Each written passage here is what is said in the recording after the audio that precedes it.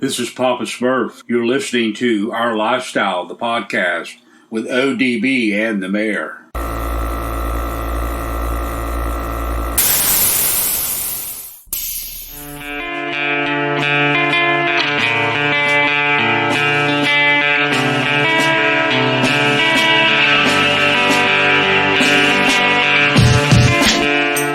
Yo, it's ODB from OLP. Thanks for coming back. Episode 314. We're super excited for this one. Before we get into it, we want to remind everyone that in just 1 week, it's going to be Bayou Showdown. They are under the umbrella of Custom Car Show Productions. If you get a chance, hit up Slidell, Louisiana. I'll try to get with Sean Randall a little bit later in this episode to talk a little bit about the show. And if you know, it's a great show in Slidell. I know Mike goes every year, and it's going to be awesome. Their next event is going to be Orange Beach Invasion. That's, of course, Orange Beach, Alabama. We've been posting about that. That's going to be next March. And then, of course, their flagship event, Scraping the Coast, 21st Annual, Biloxi, Mississippi, next June. We got to give it up to Custom Car Show Productions.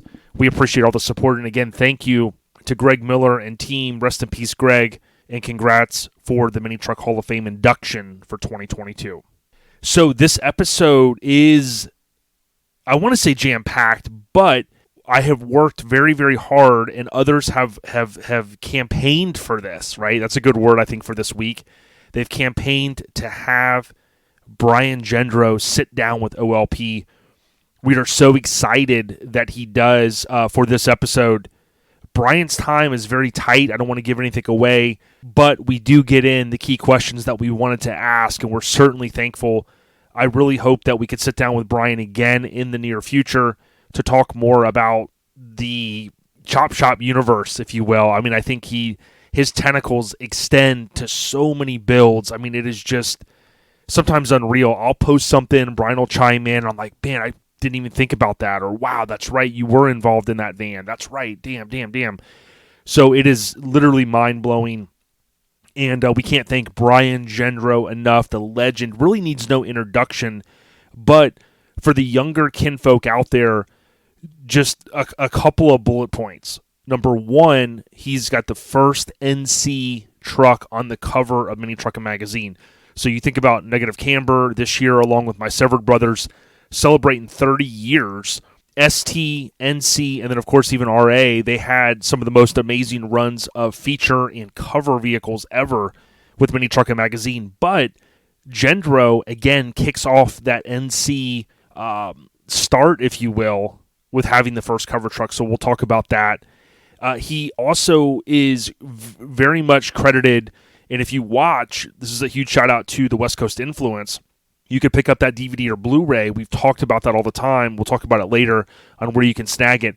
But if you buy the West Coast Influence, you'll see the man, the myth, the legend, Brian Jendro, talking on it.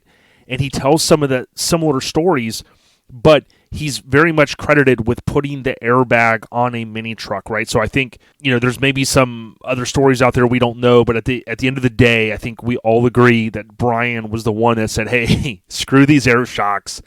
Check out this airbag. I just talked to this guy. Let's see if it's going to work. And boom, it kicks off that entire process of bagging vehicles. And now we can make them go lower. We can easily adjust them, all that stuff.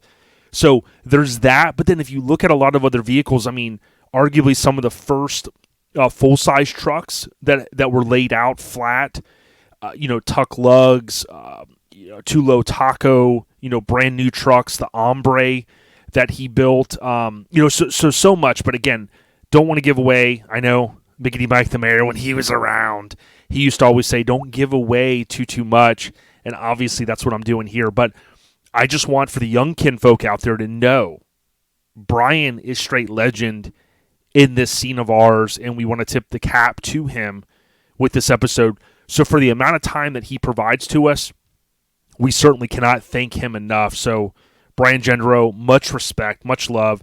I know Mike Collins campaigned for this. They're very good friends. Even going back over a year, Josh Ellis, the big homie, and others have said, they've touched base with Brian. They've said, hey, OLPs, good people. Come on. And again, for anybody that ever said, hey, Jendro, let's do it, appreciate that. Episode 314, the overview, is brought to you by Hammered Weekend Wear. They just concluded their recent pre-sale, as I mentioned last week. However, if you visit HAMMERD weekendwear.com, that's hammeredweekendwear.com, you can pick up any of the additional numbers that they kind of add to their counts. So if you want to get that crew cab, old score, I think I was saying swing line. Was I saying swing line? I'm thinking office space, right? So any office space fans out there, don't mess with the swing line stapler, but I think it's a swept line. I don't know if I said that wrong before. I do make mistakes. They have the crew cab swept line, and then they also have the crew cab Ford full size, both killer, whether it's something you're looking to maybe get as a holiday gift or whatnot.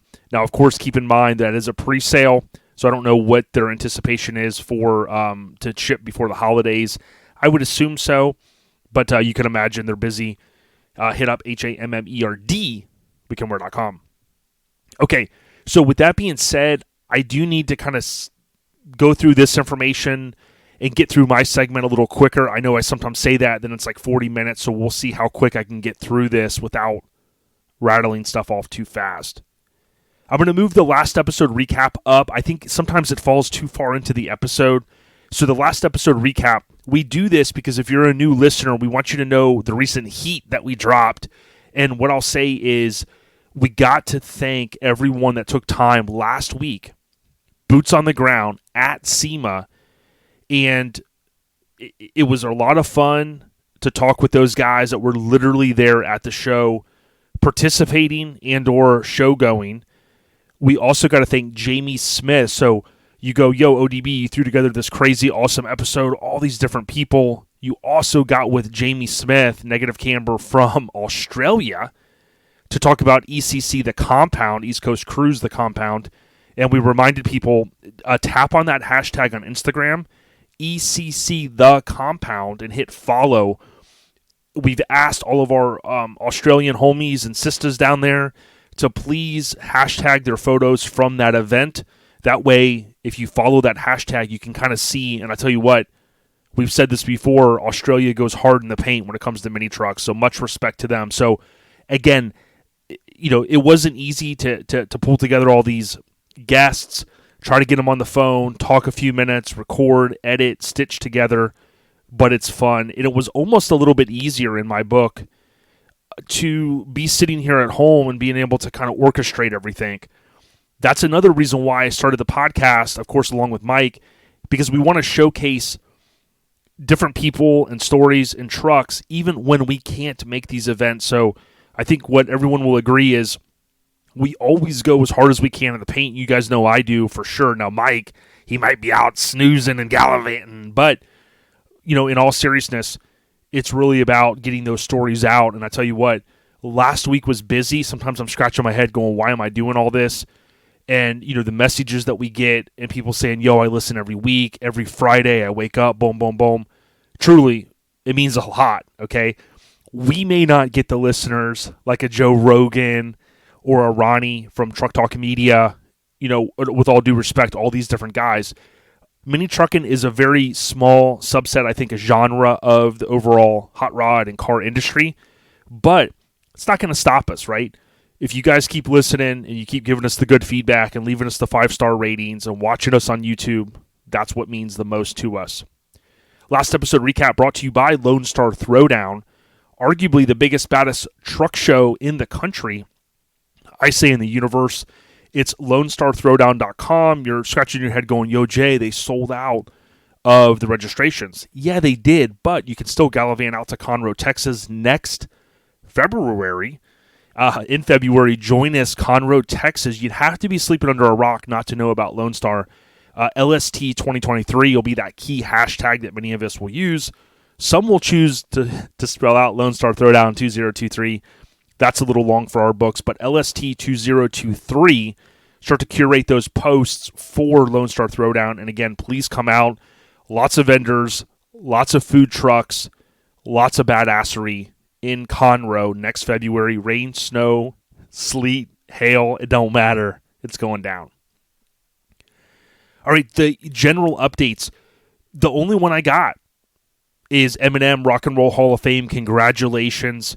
Literally this past weekend, he was inducted in. There's a lot of videos that were popping up from people that were at the events, and some of the news broke about all of the hip-hop guys he thanked. I'm excited to watch it. I think it's going to be on, I want to say Showtime has the contract to air that. It's Showtime or HBO, but I'll be watching that, and it was a pretty cool event, and I've seen people write about, man, like what an awesome concert, if you will, that it was, with M performing so many songs. There were others, including Dolly Parton, that performed. But, Eminem having Steven Tyler come out, and just insanity of a set that he did. But it reinforces to a lot of the fans, like, man, like, really wish he would go on and tour more. So we'll have to kind of see. I know the world's a little bit different than it was years ago, but I think getting back to the normalcy of concerts and all that stuff, I'd love to see him get out there and tour more. But if you're an M fan or just a hip-hop fan in general, again, I highly encourage. It's coming up soon. I think mid-November. I think they're going to turn it around quick, the Rock and Roll Hall of Fame. That, again, airs on one of those premium HBO Showtime deals, and I'm certainly looking forward to seeing it. It was crazy the amount of people he thanked. And, you just look at someone, he gets a lot of hate, especially from some of these different guys, some of these clowns, I call them. And, he still thanked, some of the groups that some of these clowns are in, because, he realizes that he wouldn't be where he's at without all of these legends and people that inspired him, even in the 80s. So, tip of the cap, Eminem.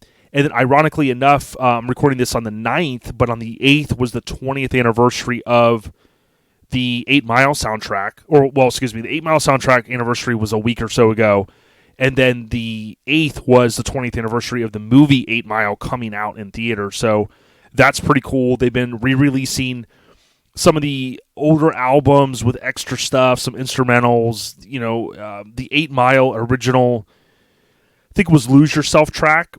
That was also recently released, although it came out on the shady 15th anniversary double disc deal. I say all that because if you haven't heard that track, the demo, they call it, it sounds so much different than what the what the original track that was released, sounds like. So it's always interesting to me to go back and listen to that stuff and kind of say, man, what if, what if this song never came out this way? What if it came out that way? And it's like, it wouldn't have been as good, in my opinion. So anyways, that's the only general update that I have. The general update's brought to you by Joey at Get Decked. Many of you are thinking, hey, for the holidays, what am I going to get my significant other, loved one, maybe even child?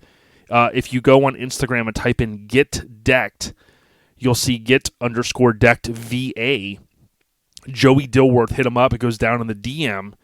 And the cool thing about Joey is, whether you're a show promoter or you're an enthusiast, he could take a photo or artwork and put it on a skate deck.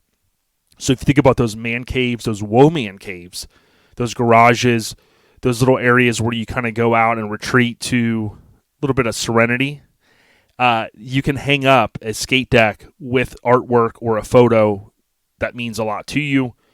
Whether it's for a loved one or, like I said, a child, hit up Joey at Get Decked. Quick turnaround times, and he does minimum of 1. If you're a show promoter, we highly suggest you get with Joey.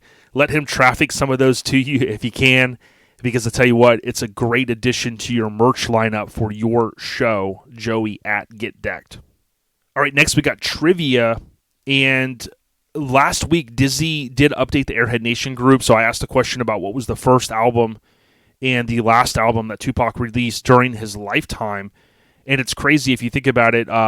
You had Tupacalypse Now, and then if you think about how much he grew, with Strictly for My Homies that came out, and then you had Me Against the World, which is arguably one of my favorite Pac albums, and then you had All Eyes on Me. So the answer was Tupacalypse Now, his double disc, All Eyes on Me. Now, after he passed away, of course, Suge and Death Row and his mother, Amaru, and that, label, they basically put out the Machiavelli album that came out. We just celebrated the anniversary of that 26 years ago in 96. Arguably, to me, kind of put him to the next level. All Eyes on Me was great, But Machiavelli comes out, and that's an album you can still listen to today, and it's just timeless, beginning to end, and just really cool. So that was the answer to last week. Now the trivia this week. Now it's time to get serious. A little bit in depth. I think I'm maybe going a little bit too far here, but I'm going to throw it out because you guys do like the trivia. So I'm going to ask this question for you guys, and maybe Dizzy will give us an update in the Airhead Nation. I certainly appreciate him taking time to do that. And I get to give a shout out. If you look at Eastbound Get Down, if you look at their Instagram and their social media, what's pretty cool is Dizzy is helping to put together those graphics. So if you want to promote your show and maybe you just don't want to share the regular flyer, I tell you what, in this social media day and age, you want to stand out. You can hit up Dizzy, Don Dizzy Davis on Facebook or Instagram. Send him a direct message. He's got affordable rates and he can help you. He can throw together some things and he can help you post it. Or he can just put together the little graphics, if you will, and then you can post it to your social media. But I tell you what, we got to even step our game up at OLP, and I'll be relying upon Dizzy to help us. He's done a lot of great stuff for Hammered Weekend Wear and whatnot. So again, I just want to thank him for taking the time to do the graphic last week in the Airhead Nation group. So check this out. This one ties into the holidays. A Christmas Story. No, let me say this again. A Christmas Story Christmas. Okay? That is a new movie if you have not heard. Okay? I don't know how much buzz, because I don't go online as much. I don't know how much buzz there's been about this. But A Christmas Story Christmas is a new film that comes out on November 17th, 2022. Right? So next week. A Christmas Story originally released on November 18th, 1983. So 39 years ago, almost to the day. Okay? Now, for those scoring at home, A Christmas Story 2, okay, this is going to get confusing. It came out on October 30th, 2012. I didn't really spend a lot of time watching that one. It kind of was just like one of those sequels that came out, and I don't know. Was it that great? I don't know. So the trivia question I have is a couple parts.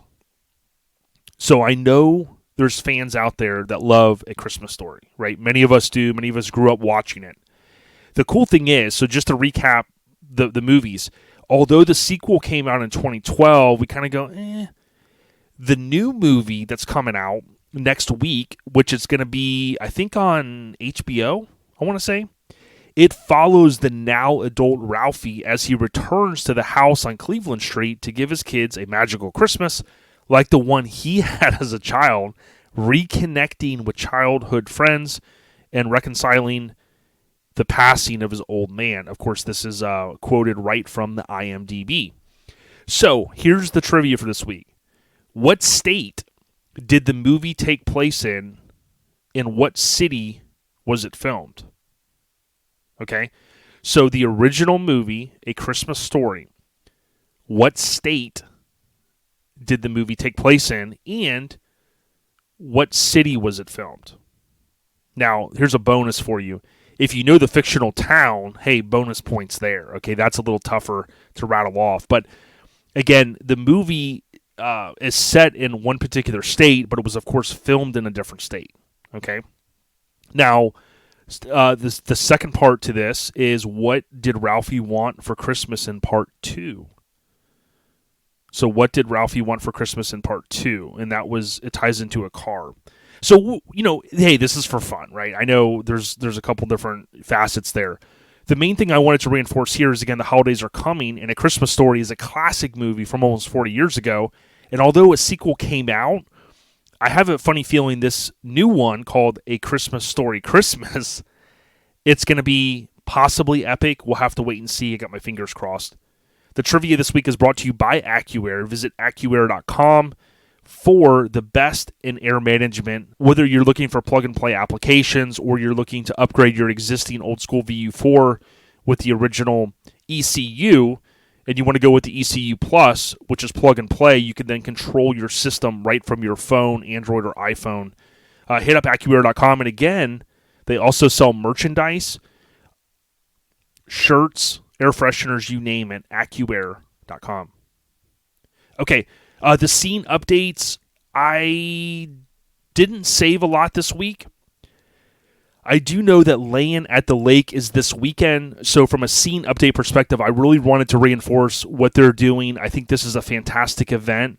It's also on our digital show calendar, so I highly suggest if you are out there in that area, please check it out. Laying at the Lake, of course, is the Solomon Lake Park, Grapeland, Texas.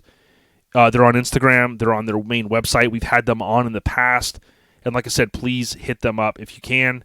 Get out to that event. They're good people. I saw Penn was out at the Freaks of Nature SEMA kickoff party. He said he didn't take a lot of photos, but for the Mini Truckin' Hall of Fame, was awesome seeing K-Daddy, Kyle Gann, of course, and Ghetto Ryan, of course, inducted him in. I watched the live stream of that, which was brought to you by the West Coast Influence, and it was really cool to see that go down. So, Penn, I hope you had a great time out there, homie, and I know we still got to link up. Let's get you on the podcast. Ruben was out there with Israel Garcia, and I thought that was cool. He was one of the guys representing New Minis, Envious Minis, all of those guys in that kind of lifestyle area, my understanding, that SEMA did this year. So pretty cool to see that. And again, we'll talk more about Mini Truck Era magazine in the near future. There's a lot of chatter about Mini Nats, but Daniel Harvey and Tara, so Daniel and Tara Harvey, they had mentioned you can't win the Driven Award if you parked inside the fence at 29th Annual Southeast Mini Truck and Nats. We started that for this very reason, so keep your panties on and show up and have a good time and support a real great show and enjoy a town that actually embraces what you do. Again, my feedback is don't get upset if you don't make it into the show. I totally understand everyone's feelings, but still come to Maggie Valley next year in April. Hang out. Park at the hotels, cruise down the strip in Yo 6 Fo or wherever you have. Believe me, you're going to have just as good a time. Speaking of that, Paul Davis, we recently had him on. He's been accepted, he says, to Mini Nats.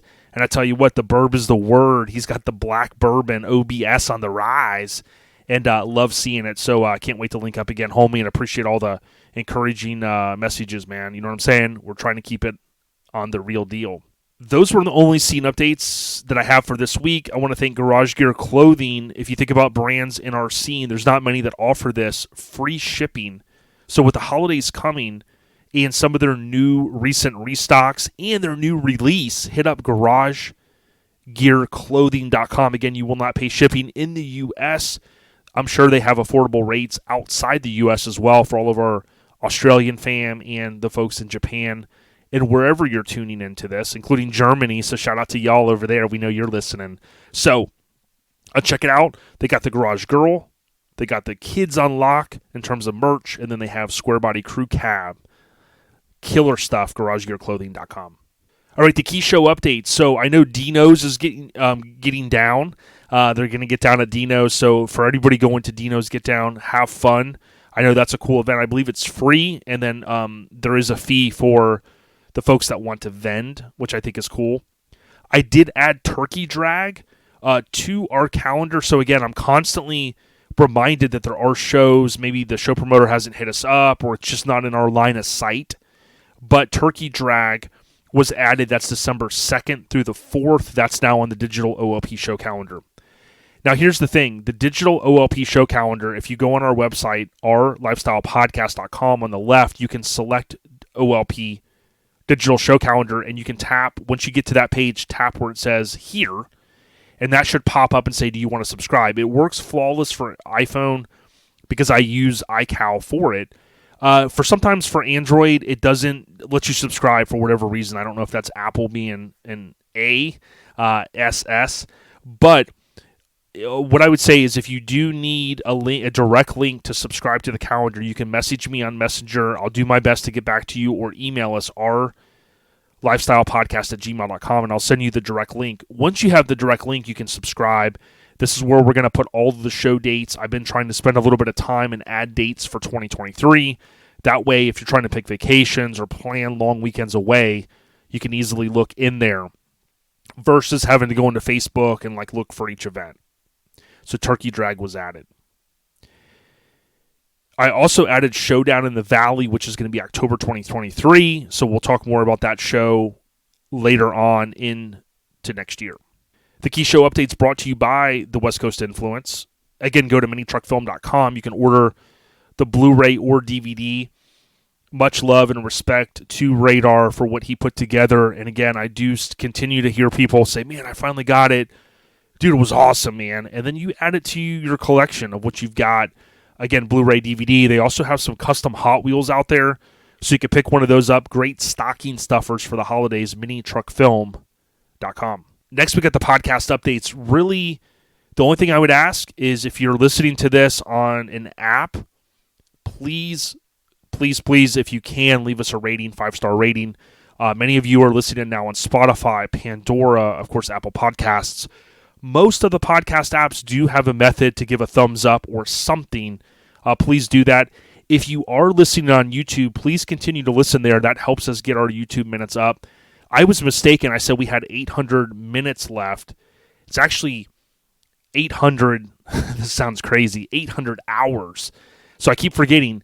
To monetize on YouTube, you have to get to 4,000 hours watched, and we're at like just under 3,200. So I was just talking to Ed Eister recently, and he's like, yo, man, I'm doubling down, man. I'm streaming all day, all night. I got unlimited data, man. I'm doing it. And I said, hey, thanks, man. And I kept saying 800 minutes. But, again, we have to get to 4,000 hours watched. So, again, we're close. We're 3,200-ish. If you're on YouTube, keep streaming. If you're like, yo, I want to help the cause, pull up your browser at home, go on our YouTube channel, go to one of our playlists of Mini Truckin' magazines and hit play, and we'll just play them back to back. Hey, we got to get to 4,000 somehow. The podcast updates this week brought to you by Graphics Mafia. Go to GRAPHIXmafia.com. Hit them up if you need stickers. Maybe you want to reproduce an old sticker. Maybe you need some stickers going into the new year for your truck club. Graphics Mafia, they'll take care of you. All right, and lastly, we have the Airhead Nation updates. Of course, I always try to save these, and there's a couple of them. I do believe our big homie, Johnny Garage Johnson, I want to say, I think he's lost his dog at this point, and, the dog was ill, and the dog has went over the rainbow, so we want to say rest in peace to his pup. Many of you are animal lovers. I know we are in our house, and I know it's not easy. So count your blessings around the holidays, and rest in peace to the puppy. Sean Rose gave a quick update on a few things and what they will have going on in 2023. So follow Sean Rose, David Magotti, both of these guys. They were the 2021 OLP Contributors of the Year, and they're doing great things. Love what they're doing. Keep doing it. Cisco had mentioned Becky Lovejoy, and I can't thank Ryan Benedict, the big homie, and Candace Benedict for taking some photos out there for their engagement photos. So congrats to Cisco Lopez, one of the big homies, Ryan Benedict, and Candace as well. They take great photos. They've got Instagram pages, and they're just, they do a lot of stuff, whether it's the scene or family stuff like that. I love it. Also, I did see Neil Brown. He made it to 36, the big homie, big supporter of OLP. We got to get Neil on. Maybe get Neil on just to chat about trucks. He's got a lot of cool stuff, and he's always representing there at Neil Brown Furniture Company out in Texas, Sherman, Texas, I think it is. And I tell you what, he builds some cool stuff, but he's a hustler, man. Every day he's out there.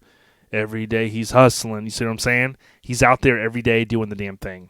Ron Perkins says, I have had my heart broken 3 times in my life, and he mentioned that his dad passed away November 5th, 2016. Rest in peace, Pops.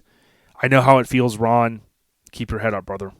The last 2 I wanted to throw out there, Lauren said that they, of course, Lauren Miller Bentz, B-E-N-T-Z, they were out there for the Mini Truck Hall of Fame to accept on behalf of Scraping the Coast, but they said that they were having a blast. Her ankles were hurting on day 2, which I know it's a lot of walking, but I hope that they had a great time out at SEMA. Good people.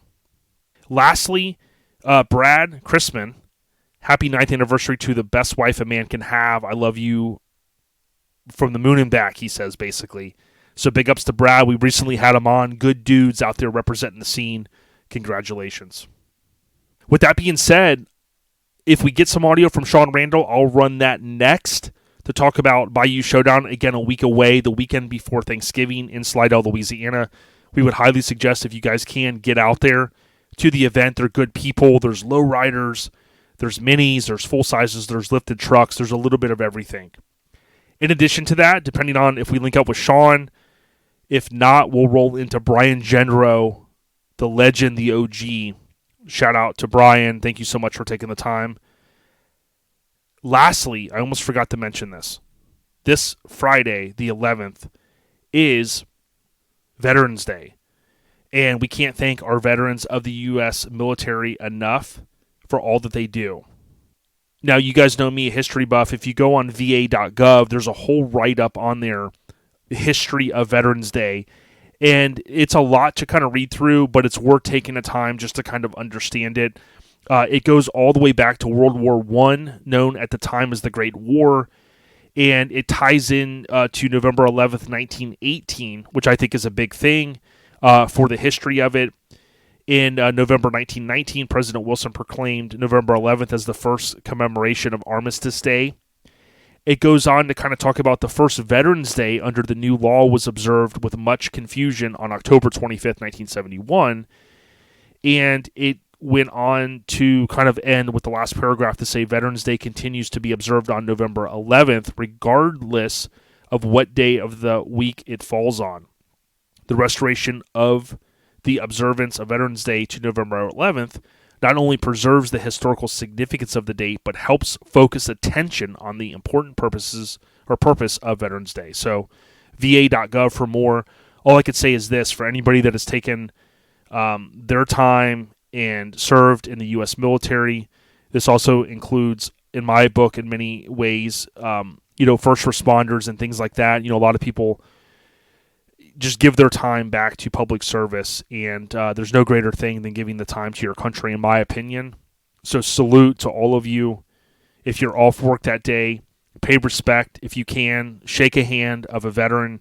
I know Sean from Rad VMX and so many of our listeners and past guests were part of the U.S. military. So salute to you guys on Veterans Day.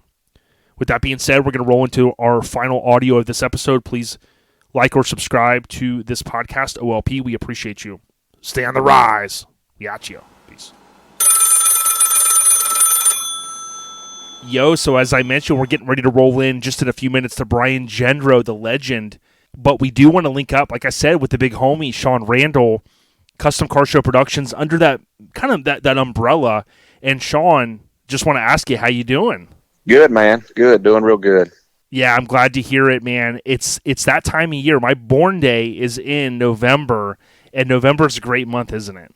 Absolutely, it is. Great weather, great everything. Great. I didn't know that was your birthday, but yeah, that even makes it better. Yeah, oh yeah, it does. And one of the shows that has continued to be on the rise, and we've seen very good numbers, we've seen a good mix of vehicles, is Bayou Showdown. And it's in Slidell, Louisiana. So kind of give us maybe the elevator pitch on some of the key things that people may need to know as we get this close to a big show like this.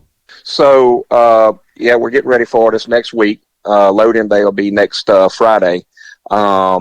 So I'll be there early that morning. Well, I say early that morning, probably about 11, 12 o'clock. But we're going to be loading in from 12 to 5 next Friday for all the inside cars and stuff like that. And all my guys be getting fence put up around the place and whatnot. Then Saturday, of course, is the show day. Saturday and Sunday's the show days from 8 to 5. We've got cornhole tournaments going on, and one of the winners will take home the cornhole boards, and they are really badass. They if you hadn't seen them yet, go on Bayou Showdown's web page for the Facebook page and check them out. Whoever wins the tournament takes them home with them. We've got a king cake eating contest. I believe we're going to do a club tug of war this year. We usually got a lot of big clubs that come in there, Aftermath, Negative Camber, some of the Acrophobia. So we always got a good variety of clubs that come in. Freaks of Nature is a real big one that comes in every year and supports. So we're probably going to do like a tug of war for them as well. All kind of cool stuff. We got Blind Tiger is going to have a after party Saturday night at Blind Tiger, which is right down the road. They got a big bar area and everything outside, all kind of stuff. We're gonna do it up there. So it's gonna be a good time, man. Dude, we love hearing it. And if you go on Facebook to Sean's point and type in Bayou Showdown, 2 words, it's presented by Amplified Designs and DS18. And I know there was a little confusion. Some people would search Bayou Showdown, and they'll be met with this event is canceled. That was just like a little Facebook snafu. What they need to look for is the event, Keep Me Honest, that is the 19th and 20th, that event, and they'll see it right there as a Facebook event /page. Yeah, that's it. The other one had somebody had hacked into it and on the account or whatever and messed it up or whatnot, so we had to redo it and make another one. So that's why there's a confusion there. A lot of people thought that it got canceled, but it's still going strong, and we don't have any plans to cancel or anything anytime soon. So we want to keep it rolling every year. We've had some really good years and had a great turnouts every year. We're blessed to have a great community and scene that comes out and supports us. Of course we got a variety of different stuff. I've got a decent lowrider following, so we have a bunch of lowriders that show up, and then of course all the bag trucks, and we get some lifted stuff too. Not as much as some of the other shows down here in the South, but we do get some of the lifted stuff. But yeah, it's a good variety of different stuff. We accept them all, of course. Oh yeah, no discrimination at Bayou Showdown. The other thing that has been a trend in the scene, right, especially with some of these shows throughout the country, is the pre-registration and things get cut off and whatnot. What I've noticed on the Facebook page for Bayou Showdown is there is day of show registration. So inside, keep me honest, $125, outside $60, and that does allow someone that maybe be able to that could potentially come kind of last minute to be able to still get in, right? Correct. Yes, we so inside is sold out. However, we've got like a little waiting list too. But however, if you show up and there's room, if somebody don't show up or whatever, sometimes that happens, and we got room, we'll still put somebody inside as well. But registration closes this Friday, so it's about to close up, and basically the day that this airs, it'll be closing. So you'll still have basically this day to register, and then online for pre-registration, and then it's shut down, and then the rest of it you can do at the show. You can come in Friday evening and register if you get there early. We'll be there, like I say, from 12 to 5. So we will take registrations on Friday, the week of the show, which is the 18th, and then the 19th and the 20th, you can register both days as well. But like I say, inside sold out as of now. Yep, got it. And again, that is a huge win for show goers and show participants, because a lot of these shows are getting tougher to get in. And I've heard folks say in this mini truck scene that they want to be able to go to a show, like maybe they can't get work off till the last minute. They're like, well, I want to go. And with some shows, it's like, boom, you're locked out, right? I mean, you can come in as a show goer, but that's a huge, I wanted everyone to know that's a huge win. So if you've got the opportunity and you're in the Slidell, Louisiana vicinity, and you want to gallivant over, you can do that. It's going to be basically next weekend. How good does it feel, like you said, the mix of vehicles with some lifted, some lowered, the full sizes, of course, the minis? It's got to be a good feeling, Sean, that you guys have the flag in the ground in that city, and you've done a good job to kind of curate and bring all these people together. It's got to be a good feeling knowing that things are going well, even as maybe the economy gets a little tougher and stuff. There's still that strong community of car enthusiasts. Yeah, definitely. Like I say, we get a good variety of each one of them, and they come out every year and support. We got bikes, some of the some really cool bikes, some Harleys and stuff that show up some years too. Last year we had I forget how many it was, but really nice bikes that show up. This year, there's supposed to be one coming out of San Antonio, Texas, I think is where it's at. It's a lowrider bike. It won Best Lowrider of the Year a couple of years ago or something like that. I've seen pictures of it, but I haven't seen it in person, but it's supposed to be killer. He's supposed to make the trip over. But yeah, it's really cool, especially like you said, with this economy and fuel costs and everything else up like it is. Everybody's still supporting, that's a good thing. We try to get out and support all the shows that we can as well. So that's part of it. We love this scene, and we want to keep it going. Yeah, I agree. And there's kind of a rich history of shows, going back many, many years in that region. Talk to us a little bit about the couple of folks that you work with. I think there's one key guy for the awards, and then there's another guy that has been just a great ambassador, kind of going to a lot of shows in that region too. Talk to us about how some of the awards are starting to come together for you. So this year we got Daniel Smith with Smith Works to do our awards. He's done them in the past for us, and they are turning out really, really good. I'm really happy with them. The quality of work he does is, just hands down some of the best work that we've gotten for our stuff. And then another one is actually doing the Lowrider Award is a good friend of mine, Robert Simmons. Him and I go back, 30 plus years from BMX bikes and all that goes in lowriders and mini trucks from back in the day. So I've known him forever. He's a custom painter as well. And he's doing our Best Lowrider Award. It's going to be done next week, and I can't wait to see that because I know it's going to be killer. But yeah, we also have Josh Welch, which Welch's Chop Shop is doing all of our top 75 awards. Nice. He always does a real good job for us, and we use him every year. And of course, like I say, all the ones that Daniel's doing is custom painted awards, and we put out a good bit of money every year on awards, but it's worth it to us to some of the rides that come in there. You know what I'm saying? We like to see who's got what it takes to take home the awards that we put out there for them. So yeah, a lot of good names, and like you said, even with Welch's Chop Shop doing, he can kind of get all of those for show promoters out there if you're doing a top 50, top 100, top 75. Mm-hmm. And then my understanding was I did see Doug Johnson had posted something, right, from Creative House. That was kind of cool to see. There's kind of acrylic type deals, right? Yes, he's doing. He does all of our audio awards. Forgive me, Doug. I forgot all about you, buddy. I'm sorry. Doug does our audio awards, and then he does some other stuff for us too. And anybody that knows Doug knows the quality he puts out. And yeah, he does everything. Like I say, all of our audio awards. We have a big audio turnout also.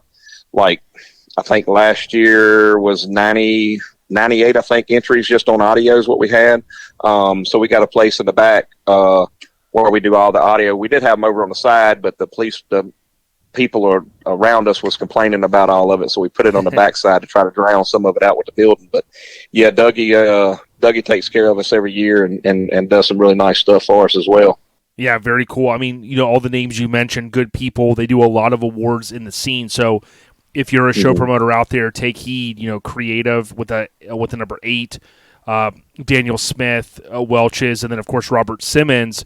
Him and Roxy, they attend a lot of shows in that region. I know they were at Mike's Eastbound Get Down. Good family people right there. Yeah, they're awesome people. They are. Matter of fact, Robert and I was talking last night. We're going to be coming back down to Mike's show down there, of course, and that's what we was talking about last night, getting stuff lined up to come down there. He's actually he's doing a skate deck or something for a charity for that show as well, I believe. But yeah, so we'll be definitely coming back down to Daytona for that show. What's that, February, I believe it is, isn't it? Yeah, it's like kind of January. I think he had to move it 1 week. January, okay. But yeah. I told Mike we're not going to talk about a show anymore. Giving him a hard time. But yeah. But, no, it's cool when you think about you being kind of the face of this one, obviously in conjunction kind of with Custom Car Show Productions and Lauren and Tammy and the great folks there. When it kind of winds down, right? I mean, obviously you're getting ready to ramp up for the show. When it winds down Sunday evening going into Monday, what do you look back on Bayou Showdown? I mean, what's kind of the memorable thing each year that always is stuck in your mind? Really, man, just all the good people, our vendors. We got a great group of vendors. We every year we have, we don't ever have any issues. We did have one issue last year with a guy, but man, it's always just really a great weekend. We got some great vendors, KIK, Mad Gear, Modified, they come out. I mean, just all kind of people, and of course, Stuart with KIK, he puts on a couple of shows himself. Yep. And so he comes out and sets up and sells his merch and everything out there. And it's just a great group of people that, not this is probably going to sound bad, and I don't mean for it to, but I go to some shows that some of the vendors, and I'm not going to name names or nothing like that because I'm not down to nobody, but some of the vendors really isn't in the scene or whatnot, so they're just there to sell their stuff, and that's cool and everything, but with us and a lot of the other shows that we attend also, but everybody gets out there and hangs out together, and we're all just a big group of friends and family. You know what I'm saying? So it makes it really fun, and just enjoy the weekend. So that's what I look back on, is we have a great time and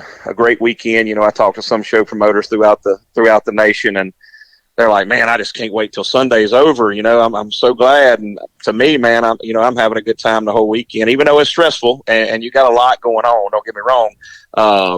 It's still a great time. So I don't look at it as a job per se, like some of them do. It's more just out there having a good time and providing something for everybody to have a good time to do.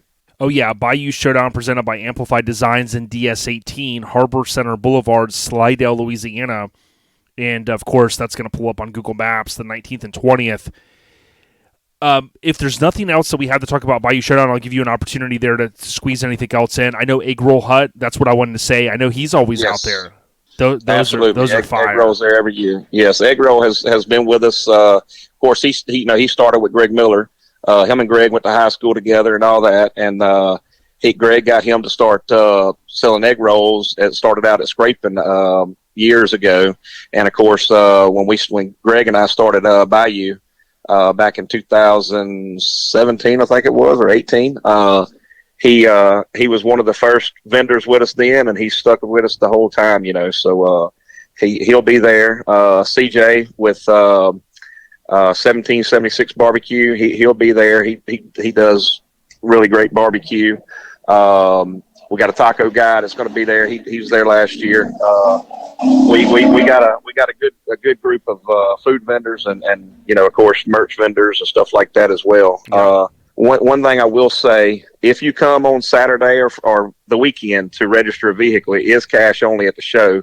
Now, of course, if you pre-register online, you can use your card, whatever you want to do there, but it's cash only at the show. I just want to make sure that's clear, because last year that's where an issue come at hand with a guy. And of course, 99% of the shows I go to and have went to for the past 25, 30 years, it's always cash at the show. But this one guy said that was wrong, and he didn't like it too much. But anyways, that it is cash only at the show if you enter that weekend.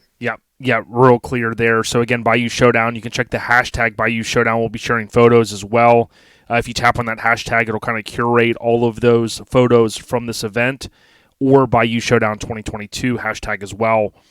Before we let you go, Sean, I know Vanilla Ice has been killing it. Still, all these years later, I wore my shirt the other day, my Hammered Weekend Wear shirt, but also Buckwheat. So I wanted to get any kind of updates. I know life is busy, but you still kind of plugging away when you can, I'm sure, on your cool stuff. Yeah, man, I hadn't worked on it in a little while. It's just sitting on the lift right now, but I've definitely got to. Matter of fact, Robert Simmons is one of the other guys that's helping me build Buckwheat. So I've got to get back on it. My goal is to at least have it at Scraping. It won't be painted and all that, but I'd like to have all the hydraulics on it and have the dancing bed done and have it set up at Scraping is my goal. If I can get out there and get on it, man. I've just been real busy with work. We've been working daylight to dark for the past 6 months. So it's been man, it's been wild. So as soon as I can get some time, I'm definitely gonna get back on it, because I want to get it done and hit some of these shows.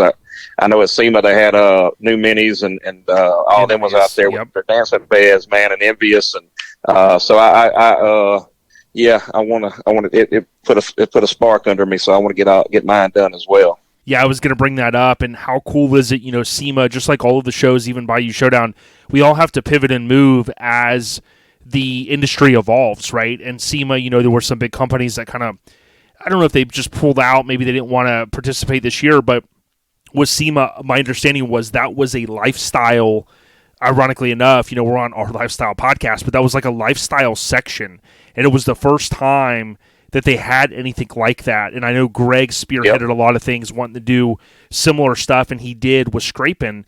But it was cool to see it on that stage, and again, to your point, with Envious Minis and New Minis, those guys out there, it really brought a lot of limelight to mini trucking, and it's crazy, Sean, I think you'll agree with this. All these years later, we've been doing this a long time, you've been doing it even longer than I have, to see how strong the mini truck community is, and to see him at SEMA, Dancing Beds, and all of that stuff, it's just mind-blowing to me.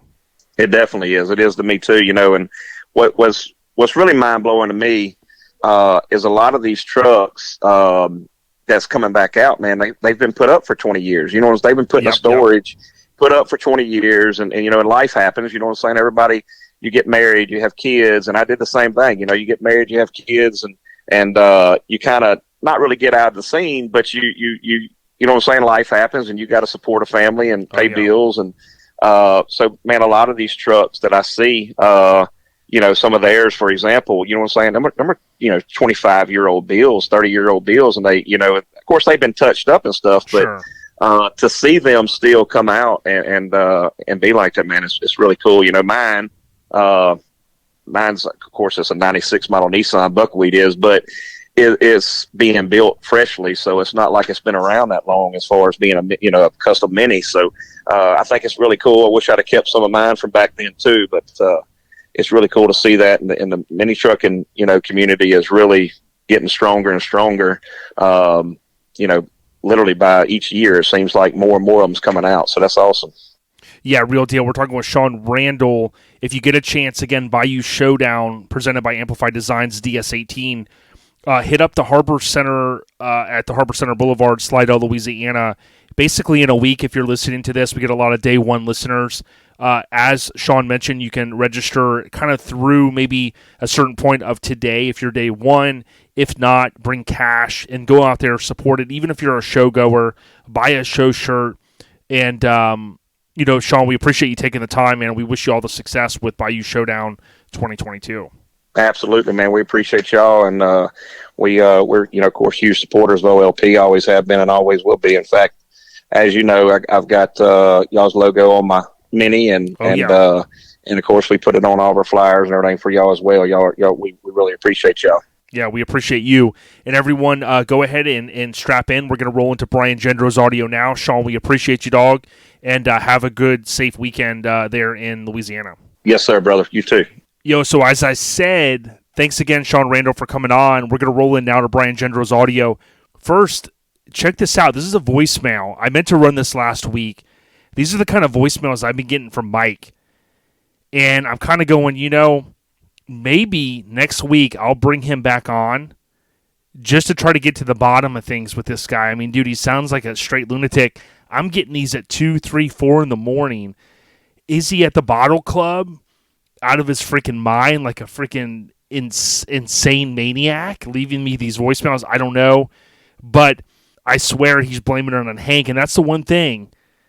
Mike is quick to blame other people. We've seen this before, and it's like, dude, I just wonder, is he's going to be the guy that snitches out, if something goes down with OLP. I think he's going to point the finger. So check this voicemail out, and then we're going to roll in to the audio with Brian Jendro. We at you. Have a safe weekend. If you're in the eye of the storm at all, take heed, be safe, take care of your family. We at you. Peace. ODB, Miggity Mike, the motherfucking mayor, Mr. Gallivanting man himself. Bro, I've been trying to get a hold of you. I've been calling you for weeks. I've been back for weeks. Bro, you got to get me back on this podcast, man. This guy's killing me, this wannabe mayor, Dizzy Duck, whatever the his name is. I don't even know who that guy is. I don't know what he's done. He's a nobody. You can't have him. He can't replace me. Bro, you got to get me back on, man. It wasn't my fault, bro. I was stuck with Hank. It's all Hank's fault, man. Hank had me in the car, got me all drugged up, had and some Camel Joe. Bro, come on. You got to get me back on this podcast. I'm not going to beg for it, but, bro, it's ODB and the mayor, for crying out loud. Not some Dizzy Duck, Crazy Duck, Spark Show. Tell him to go back to his other wannabe podcast, bro. You can't have him on there. He can't be called the mayor. I'm the mayor, dog. Come on. Answer my phone calls. Pick up the phone. Let me know what's up. And let's get this thing back up. Let's put the band back together, brother. Let's do this. And like I said, bro, don't hold me accountable for Hank's actions, man. It ain't my fault, dog. It ain't my fault.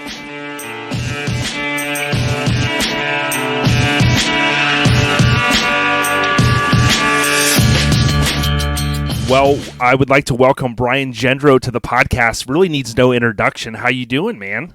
I'm doing great. How are you? Good. I appreciate you taking the time. I tell you what, in the 7 years we've been doing this, there's not a name that's come up more where people said, yo, when are you getting Jendro on? And I said, we will get him on, and I guarantee it's going to be one of our biggest episodes ever. Oh, I appreciate that. That's flattering. I appreciate it. Hey, no problem. Do you mind just kind of sharing a little bit? Many guys know you, but just a little bit of background about yourself, maybe where you grew up and everything?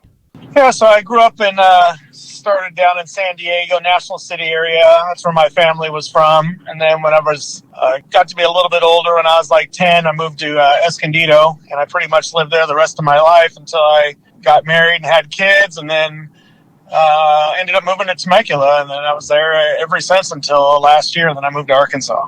So that's pretty much where I started off at, and that's where my shop was down in Escondido, and then obviously moved to Temecula when I moved to Temecula. Yeah, I got to thank you because I never knew what Escondido was until I started seeing that in the magazines, and I go, okay, Escondido, down in Southern like the real Southern California. Yeah, for sure. Like growing up in that era, you know, we've had Mrs. Hallowell on, we've had so many great people. I know you had a great relationship with Courtney, but in that era, were you into bikes and skateboarding? Because, I mean, that was all happening in those late 70s, early 80s. Yeah, so whenever I was growing up, I wasn't really into skateboarding too much. I was more into bikes when I was younger. And, you know, just until I got to be probably like around, 13 or 14 or so, then I was into more motorcycles and stuff. And then literally I got my first car when I was 15. So I would just kind of dove right into cars. I didn't really, just had a bike like any other kid would, but I dove into cars pretty early on, and that was pretty much, I never looked back from there. So. Yeah, and that was going to be my next question. Like, from an automotive world perspective, like, was your dad into it, or like, because I mean, you seem to get thrust into it like big time, man, as far as in the automotive culture. Yeah, so I didn't really realize it growing up because I lived with my mom whenever I was, got to be around 10, 11 years old when I moved to Escondido, and my dad, I kind of figured out a little later on because obviously I was still pretty young, but. He was into motorcycles. He had some pretty elaborate Harleys back in the day, like big time show bikes. And, he also had some pretty custom cars and trucks growing up. And even whenever I was young, we had a few custom trucks. He had an old, 66 Riviera that was pretty done up and stuff. So, I mean, he definitely came from that whole era. Growing up in National City and Imperial Beach, he was around a lot of that whole, scene like that back in the day. Oh, very cool. Yeah, I never realized that, but I think that does have an influence on, I think, as the kids growing up, especially, it blows my mind the car culture that is out in California. Like you said, the Temecula Rod Run and all of that stuff is just, I mean, it's just such a big thing. Oh, for sure. Absolutely. It's huge. Now, you mentioned, Brian, getting your first vehicle at about 15. Dare I ask, was it a VW? Was it a mini truck? No, so I started off with a little Toyota Corolla because that's all I traded a moped for it because that's all I could afford. That's awesome. I mean, and I wasn't able to drive it yet because I was too young, so my mom wouldn't let me drive it. So I kind of just, my brother was always tinkering with cars too, and he had the exact same car, and so he knew about it. So I kind of, got that, and then he kind of helped me learn how to work on it as far as mechanical stuff or knowing what was what, and kind of helped me with that. And I kind of got it running and drove it around. And then when I finally got my license when I turned 16, I was driving around and I crashed it like a month later. So totaled it, and it was. So from there, I went straight from that, and then I got a Datsun 510, and I was pretty heavily into Datsun 510s back in the day. That was my favorite kind of car back then. I had quite a few of those. Yeah, very cool. Now, I know we're going to kind of jump ahead a little bit, but like around what time, or around what, like circa, when did you start the Chop Shop, which, by the way, is still an epic name for a shop? Yeah, I named it that because I like to do a lot of chop tops and things like that. So that was kind of what it was. I did a lot of convertibles, target tops, chop tops. So that's kind of why I named it that. But I started that off basically in my garage in Escondido. I just started, I was just doing a whole bunch of stuff, and I kind of started that. And that was probably like 1987. So wow. 1980, right around 87, 88, right around there. So I started, so that's pretty much when I started doing that. And we've had some of the Australian guys. Actually, we had a guy on recently, the NC guys down there. And what's it like knowing, this in Australia, the chop shop, that name even carried down there with Laurie Starling, rest in peace, and things like that. I mean, that's to me, that's a huge respect thing, man.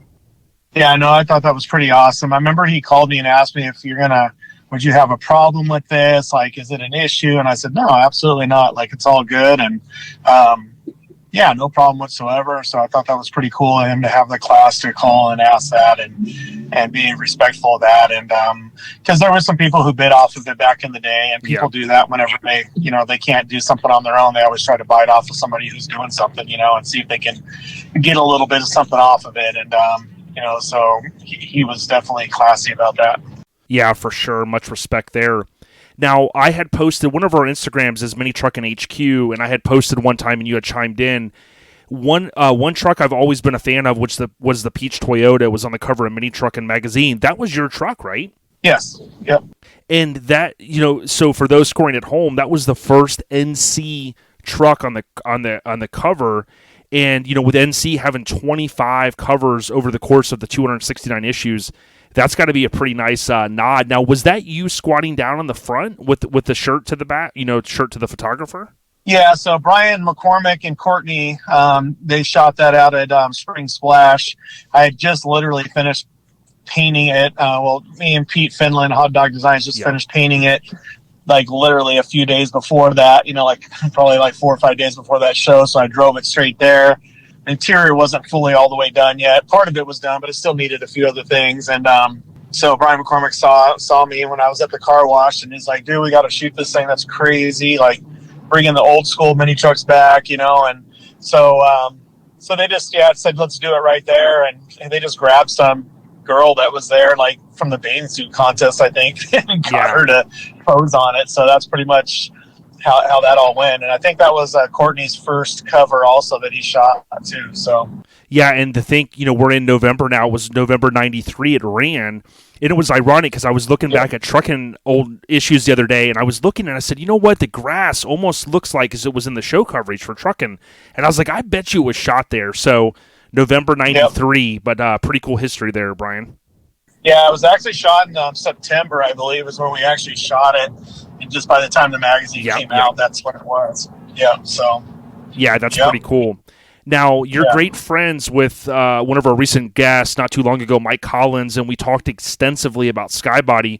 How fun was it working on that iconic truck, which, by the way, did end up landing on the cover of Mini Truckin Mag, and that was for the 10th anniversary issue, although, as you know, it was shot many years before. Sure.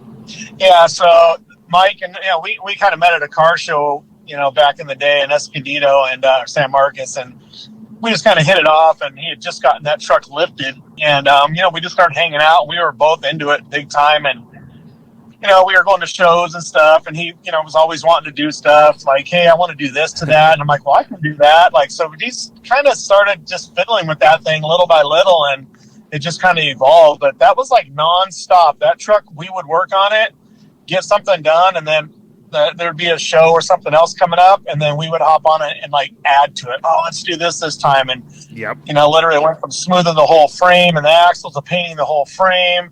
Then it went to like, let's put graphics on it, and then, hey, let's make it a convertible, let's, all this stuff. And we did all those things literally like in a matter of from 1 week to the next of a show, a lot of it.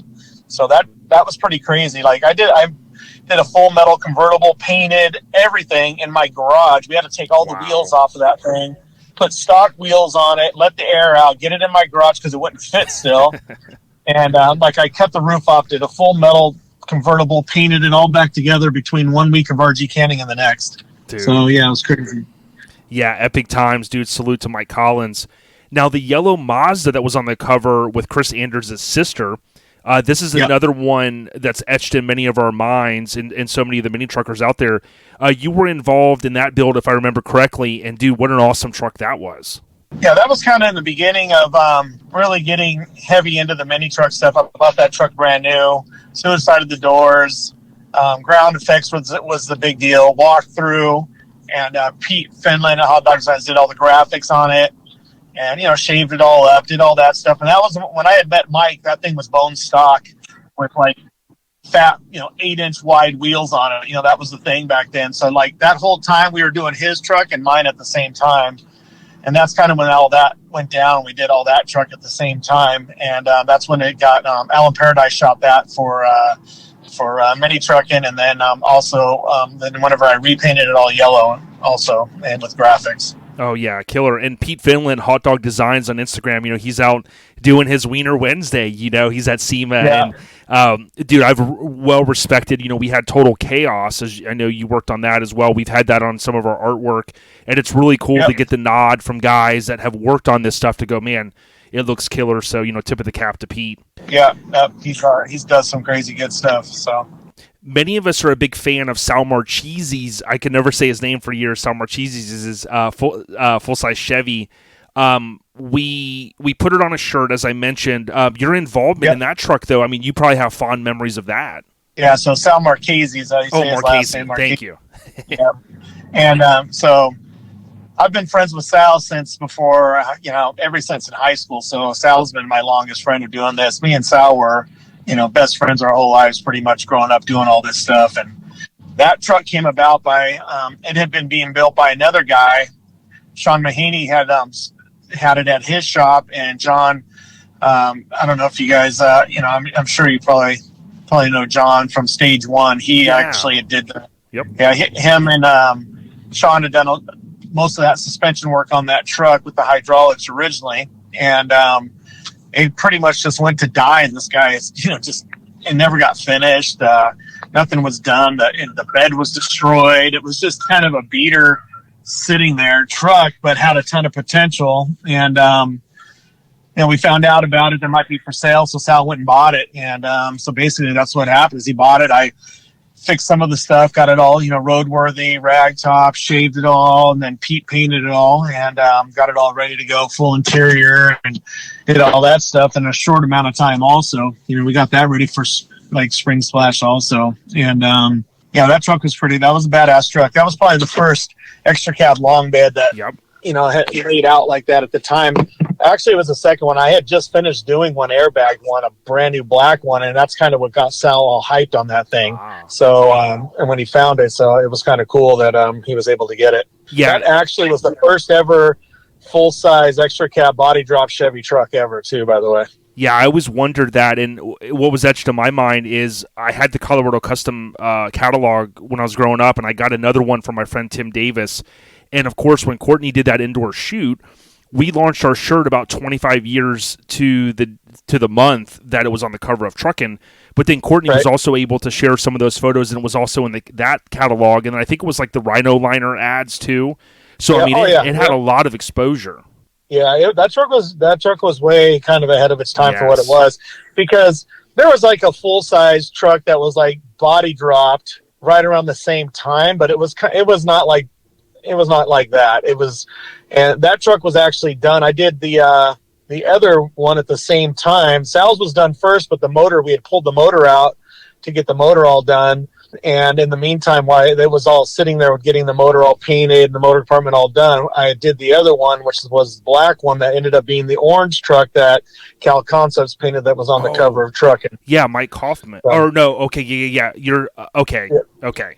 So that truck was owned by somebody else and then sold, and then we took that to Cal Jam, and that was the first fully done painted one that anybody ever saw fully body dropped. Dude, sick. Yeah. Dude, I appreciate this history, dude. I'm telling you, our listeners soaking it up. Now, switching gears, I always remember Robbie K's 94 Mitshu. Rest in peace, Ernie Macias. Yep. He loved his Mitschus. That was another sick truck. Can you kind of talk to us a little bit about that one? Yeah, so I had my shop was in San Marcos, chop shop in San Marcos, and this was all this there was a lot of trucks. I did a crap load of trucks in a short amount of time, actually, in that shop. And that was getting done at the same time Sal's truck got done, that black truck. I mean, K-Daddy's little Nissan, all these were getting done at the exact same time. Tom McMurdo's Mazda, all these happened at the same time. Mm-hmm. And that truck came from, he called us up, and he was from North Carolina, and just said, hey, I want to do all this stuff on this truck. Him and his girlfriend drove it all the way from North Carolina. It was a brand new truck. And they dropped it off, and we gave him a ride back to the airport. And then, he didn't see that truck again for like 2.5 years. You know what I mean? So, it just culminated. It was first, I just want to airbag it and shave it, and then it turned into, I want to body drop it.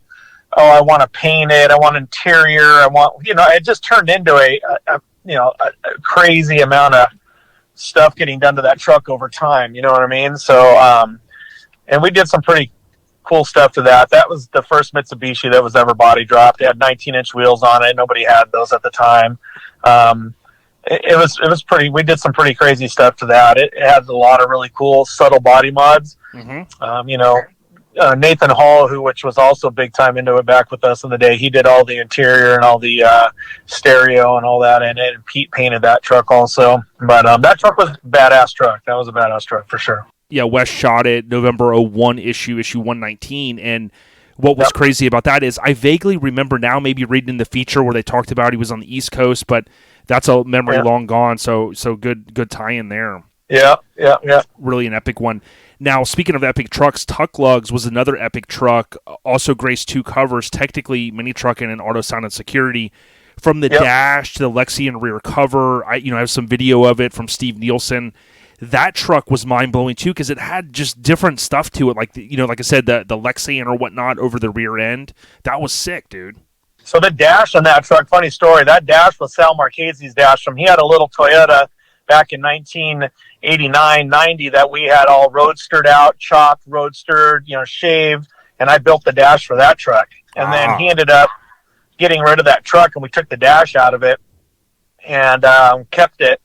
And it's kind of funny because that Tuck and Lugs truck was actually Sal's cousin's truck, just a beater little Toyota driving around. And then I got it from him, air shocked it, and just drove it. And then Tom Horn, which is another guy in our club that's been around forever with us, he bought it, and we started kind of fixing it up, and then he got tired of it and sold it to Nathan. And then Nathan Hall just basically, he was like, let's just finish it. So I just finished everything on it, and then Boomer Glasser ended up painting it all, doing all the paint work and stuff on it and finishing it all off. It's got to be a good feeling, the legacy of that truck. Our friend Randy, a good friend of ours, NC Florida, he had it for a while. Now Chris Schmidt, as you know, has it. But, I mean, that truck has had many lives, if you will, in terms of the longevity. Oh, it's so funny, that truck. I mean, it just was a little beater Toyota, and then it turned into, pretty cool truck, obviously, so it's a pretty badass truck. And, Nathan and Boomer, when they, finished off the paint and all the interior, the way, all that stuff, it was a pretty neat truck, for sure. Yeah, it reminds us of Dion telling a story on how he got the truck that became Last Look, and it was from a tweaker, and, that craziness and the epicness there. But talking about another epic truck, your Isuzu Ombre, one of the dopest covers, in my opinion, ever on Truck in February 97. Talk to us how that came about. I mean, what was the motivation to go get one of those Ombres at the time? So at the time, S10s were popular. I don't like things that everybody else has. I like different things. So if you notice, all my trucks are all different, and they're weird things like a Hilux and all that, I like different things. And I saw, a commercial or whatever for that, and I liked the front end. I liked how the bed sides were flared and different. I just thought it looked really cool. But I also liked the availability for parts for it because it was it's just an S10 with different sheet metal on it. That's it. Yep. And so I was like, oh my God, I'm in love with that. Well, you couldn't buy them anywhere, so they weren't out yet. So I went to the credit union where my wife had through her work, and they had a service back then that you just go in and tell them what you want. They search the United States and they find them and then they bring it to you. So that's what ended up happening is they found them back east somewhere and got it. I ended up getting the first one in California. And so basically, I remember exactly, I paid $10,400 for that truck, brand new, no air conditioning, none of that stuff. And I bought it, literally picked it up, drove it to the shop, airbagged the front suspension, and the next day me and me and Courtney went to we went up to do a up to Boyd Coddington's and did a show. Like it was a class that they were running up there. They had a class that Ron Koval was running, and we went to the class, and it was at Boyd Coddington's shop, and we like drove that thing up there, and the front was airbagged and the back was just lowered, and that was like one night. Dude. And it was kind of funny. And then we came back the next day, and I 4-linked it that couple days, and just kind of basically just did everything. I drove it for like 1 week with it 4-linked and lowered, and then the next week we body dropped it and did all that stuff. And I literally drove that truck to Spring Splash, and it literally rolled like 2,000 miles as I drove it through the gate. So, dude, that's sick. Yeah, well, people are still sending us photos, and I got to still post some when it was white paper tag, as you know. Yeah. I mean, it was one of those first, maybe not the first truck, but it was one of those at the infancy of people like yourself with the know-how to buy a new truck and then boom, lay that mother effer out.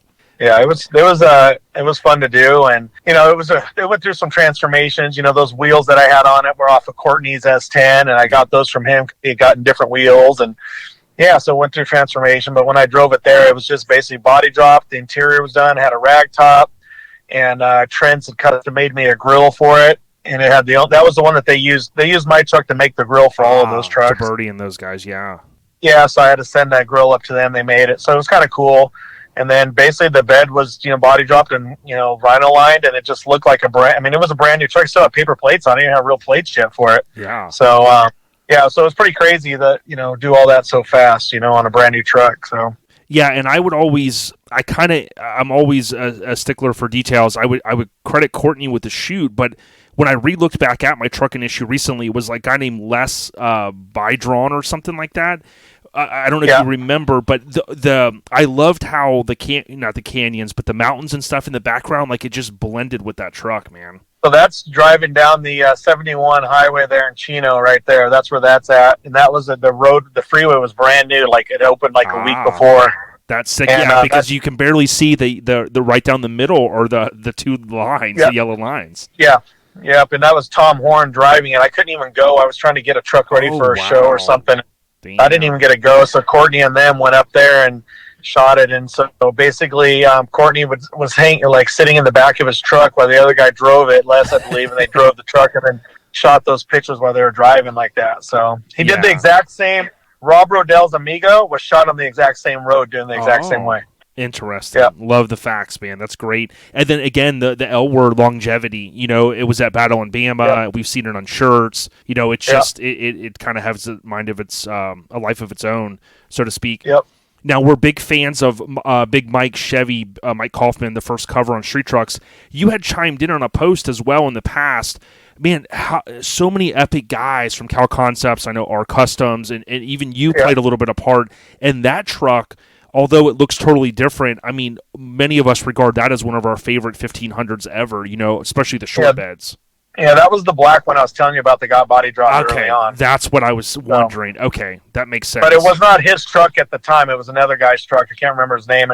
Our Customs had done some suspension work on that truck at the time. It had like airbags and stuff on it. And anyway, so when it came, I had to, we redid since it was body dropped, it wasn't going to lift high enough. So we redid suspension and body dropped that whole truck.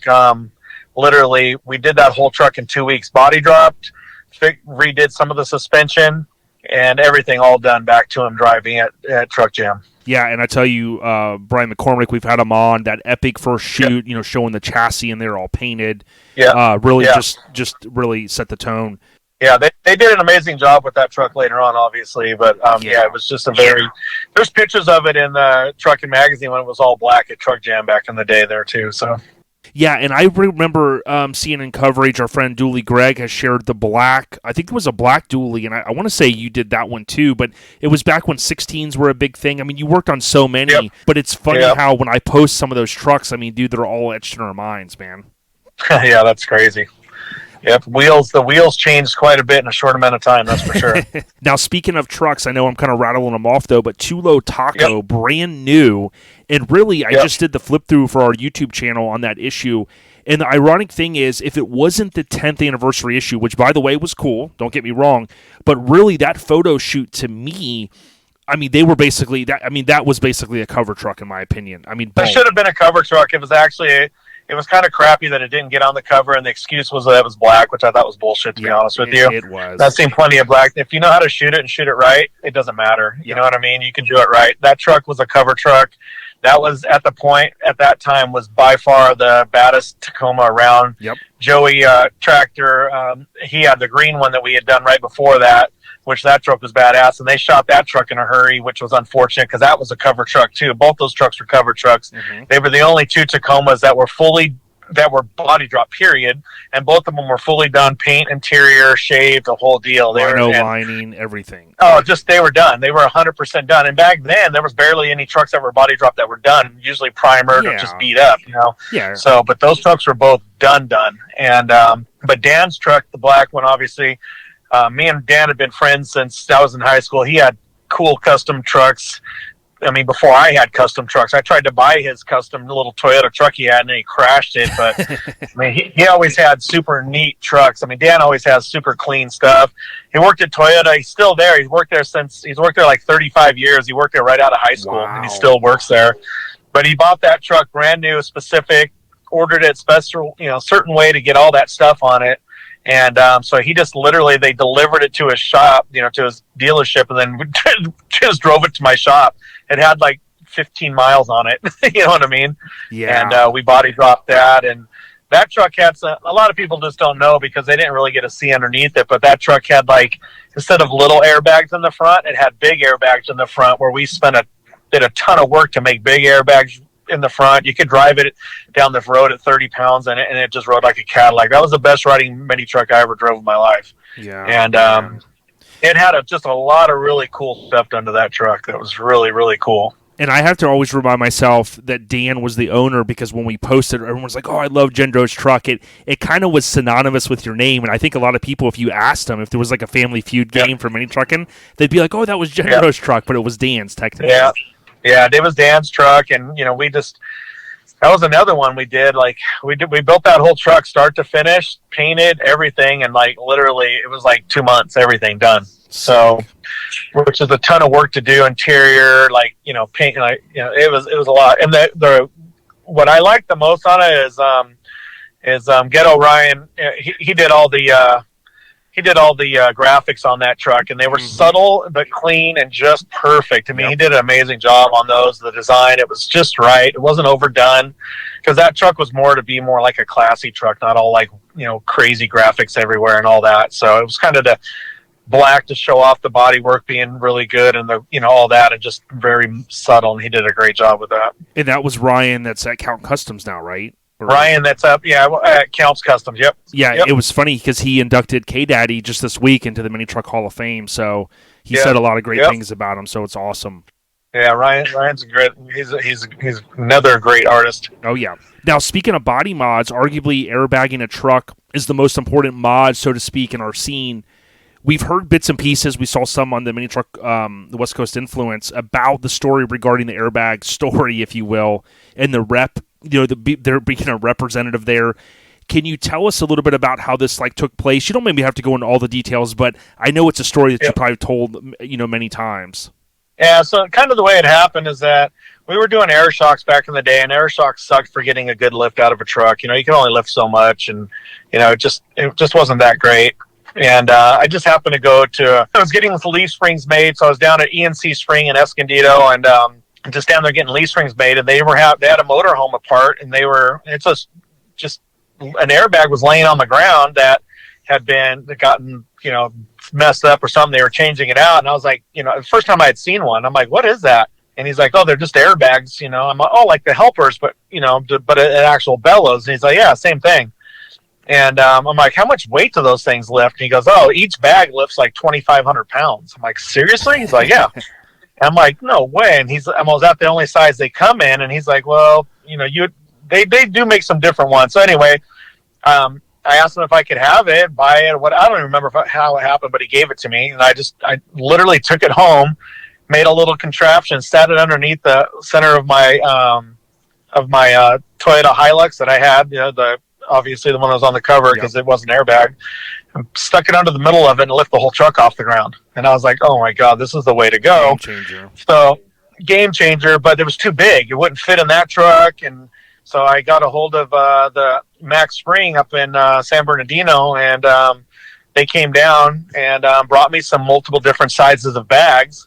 And because they were the biggest Firestone distributor around, so they just brought me some bags and said, here, try these ones. And I ended up with a real small one first, and Jason Pang had a little Toyota pickup truck, extra cab, like a 92 extra cab. And so basically I just said, hey, let's do this to your truck, take those air shocks off, and let's do this. And he said, okay. And so I put those in it, and that was the first truck to ever have airbags. Went to Rezo in like 1991 or 92 maybe, 92, with that airbagged in the front. And that's kind of how it all started right there. It's just, and then I kind of, fiddled with different ones. And then like literally 2 weeks later, I did a full-size Chevy, and then Courtney and them shot a tech article on doing that. We did a full-size Chevy truck with full airbags, 4-link and everything like that on it. And that's kind of when it took off, to be honest.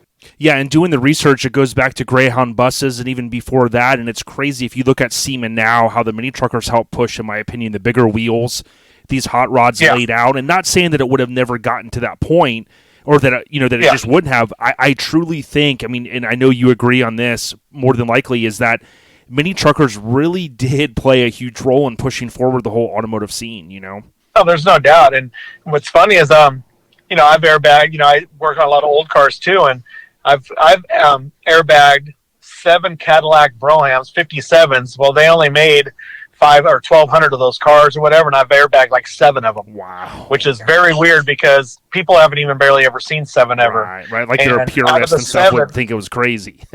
Oh, yeah, but out of the 7 I've airbagged, 4 of them had factory airbags in them. Right. Some of them came with factory airbags. It was a big round pod that bolted in, and it actually had a bellow in there, and it had all hardwired in, little compressor, the whole deal. They actually had factory airbags on some of those cars. Yeah, I've heard some of that. Now, when you think back to about 30 years ago, body drops really started in channeling, if you will, start popping off. Do you remember the kind of feeling and some of the buzz at shows of people going, "Oh man, so and so is doing this"? I know you were at the infancy of that, but it seems like it was just yesterday, man. Well, I'll be honest with you. We were doing Sal's little Toyota truck, and it was like right after like 93 Rezo, I think it was. Sean Carlson had he's passed away now, but he actually had a Toyota that was chopped, pro-streeted, and all this crazy stuff. And so he was doing some of that body drop stuff back then. But the only one that was done was like literally was like sheet metal screwed to the floor back in it on wood blocks and shit. And I was like, no way.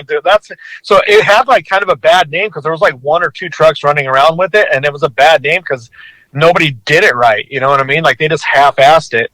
So I was like a little sketched out on doing that, but he came down to my house and they were like, yeah, we could do this to his truck. And he kind of just said, this is what you would have to do it. Because I'd never done it before. So I always ask questions to people that have done it, And so he was telling me like kind of how to do it, And so it was kind of, I'm like, all right. And then, so I kind of had an idea. And then literally Courtney was like, hey, well, let's do a tech article on it. And I just kind of came up with this guy, Charles Wickham. He was out from, he was from Texas, but he was out in California in the Navy, and he had a brand new Toyota truck, and we did a body drop in that one. And that was, besides ballistic, that was the first one that was probably the second one that was ever fully done and painted with interior and done body dropped with airbags and everything on it, compared to ballistic. That one was the first one that was fully done.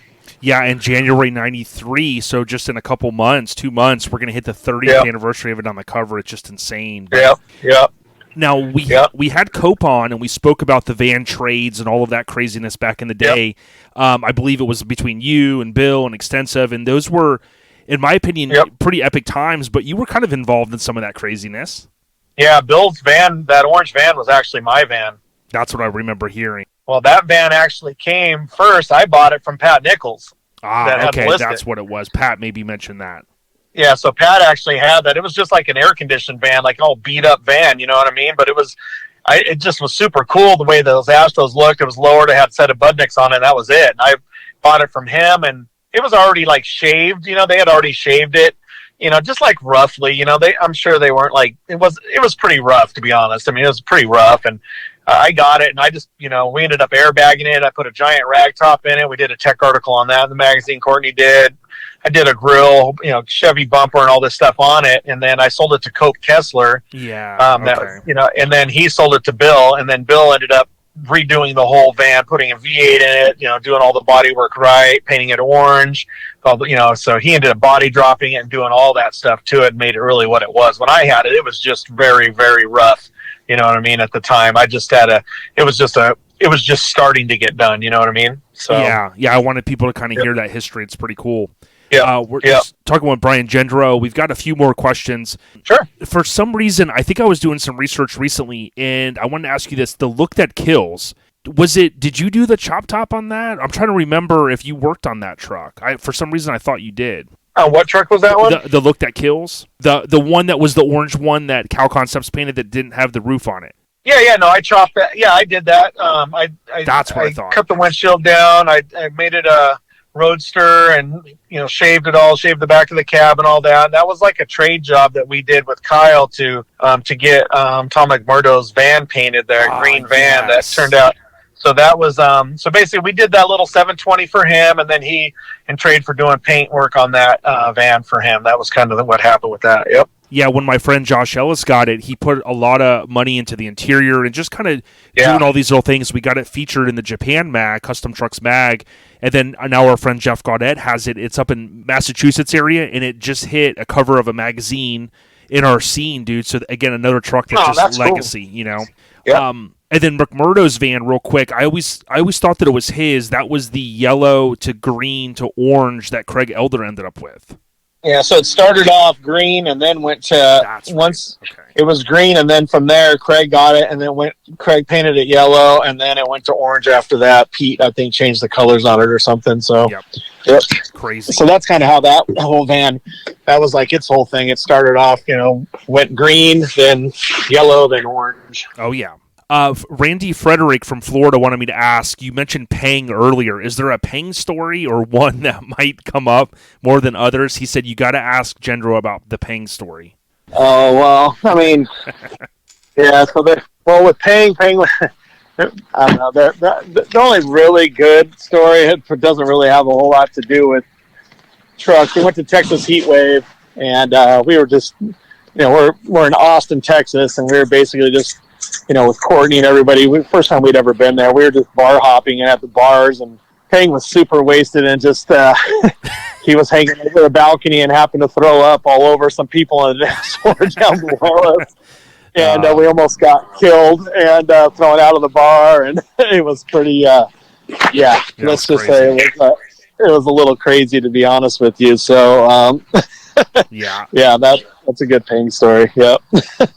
We just have a couple more questions. We don't want to keep you much longer because I know you're busy. But no when you think about all the shows over the years, Jet Jam, Easter Spring Splash, Cow Truck Jam, West Coast Nats, you name it, all these different shows. Was there maybe one that stood out in your mind that you always got amped up to go to, leaving for the weekend, leaving the shop? For sure, Spring Splash was the best show by far, hands down. Yeah, and I think that was I always get it confused if it was Spectrum Minis on that one. Bob Hayes did that. He did it. So he did Spring Splash and those back in the day, and then they did Endless Summer, and both of those were the best two shows, to be honest with you. And the river, it was a great vibe. It was just awesome cars, a great place to have it. Yeah, I know everybody says Rezo, and Bob would tell you. I mean, Rezo was in the beginning. It was that.